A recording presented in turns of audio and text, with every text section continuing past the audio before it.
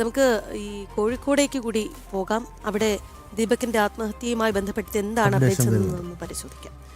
കോഴിക്കോട് ഗോവിന്ദപുരം സ്വദേശി ദീപകിന്റെ ആത്മഹത്യാ കേസിൽ പ്രതി ഷിംജിതയുടെ ജാമ്യാപേക്ഷയിൽ കോടതി ഇന്ന് വിധി പറയുകയാണ്. കുന്നമംഗലം മജിസ്ട്രേറ്റ് ആണ് കേസിൽ വിധി പറയുക. കഴിഞ്ഞ ദിവസം ഹർജി പരിഗണിച്ച കോടതി വിധി പറയാനായി മാറ്റിവെക്കുകയായിരുന്നു.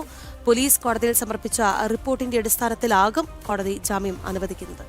വാർത്തയുടെ വിശദാംശങ്ങളുമായി രമ്യ ദാസ് ചേരുന്നുണ്ട്. രമ്യ, കഴിഞ്ഞ ദിവസം വാദം പൂർത്തിയായതാണ്. ഇന്ന് എപ്പോഴേക്കും വിധി പ്രതീക്ഷിക്കും?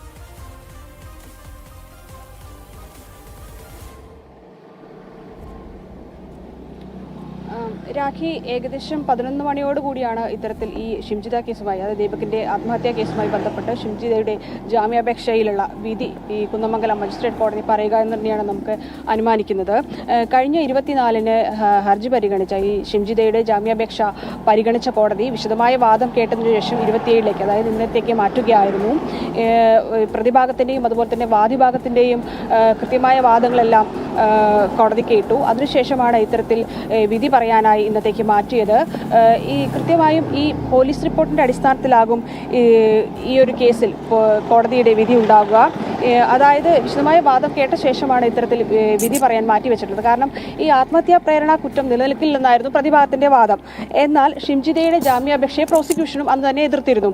അതായത് ഈ സംഭവം പരാതിപ്പെടാതെ വീഡിയോ സമൂഹ മാധ്യമങ്ങളിൽ പ്രചരിപ്പിച്ചത് ദുരുദ്ദേശത്തോടു കൂടിയായിരുന്നു പോലീസ് റിപ്പോർട്ട് നൽകിയിട്ടുള്ളത്. കൂടാതെ തന്നെ ഈ കേസിന്റെ അന്വേഷണം പ്രാരംഭഘട്ടത്തിലാണ്.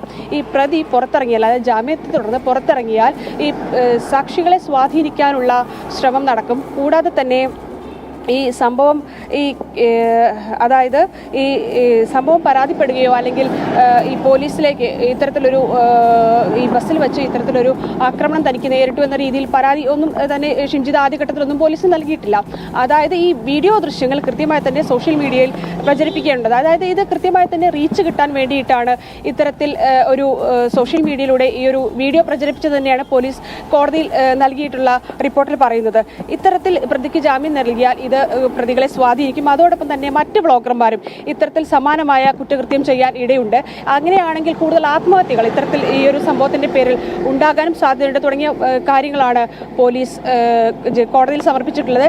ഇത്തരത്തിൽ പോലീസ് നൽകിയ റിപ്പോർട്ടിന്റെ അടിസ്ഥാനത്തിലായിരിക്കും ഈ കേസിൽ ഇന്ന് കുന്നമംഗലം മജിസ്ട്രേറ്റ് കോടതി വിധി പറയുക. രാഖി. ശരി രമ്യ, എന്തായാലും ഈ പെണ്ണൊരുമ്പെട്ടാൽ എന്ന് നമ്മള് കളിക്ക് പറയാറുണ്ട്.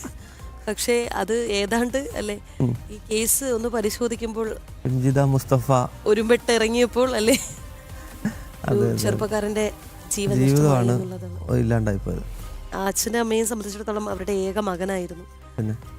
ഈ ഒരു വിഷയത്തിന്റെ ഒരു നിജസ്ഥിതിയിലേക്ക് പോകുന്നതിന് മുൻപ് അവർക്ക് ഒരു അതിക്രമം നേരിട്ടുവെങ്കിൽ തീർച്ചയായും നിയമത്തിന്റെ വഴി സ്വീകരിക്കാമായിരുന്നു. സോഷ്യൽ മീഡിയ റീച്ച് കൂട്ടാൻ വേണ്ടി അതെ, ആ ദൃശ്യങ്ങൾ അവരതിനകത്ത് തന്നെ കൃത്യമായി പറയുന്നുണ്ട്, ഞാൻ സമൂഹത്തിന് വിട്ടുകൊടുക്കുകയാണ് എന്നുള്ളത്. അപ്പോൾ അവർക്ക് അവരുടെ ആവശ്യം അത് തന്നെ ആയിരുന്നു. അതായത് സോഷ്യൽ മീഡിയ നല്ല റീച്ച് കിട്ടുകയും ചെയ്തു.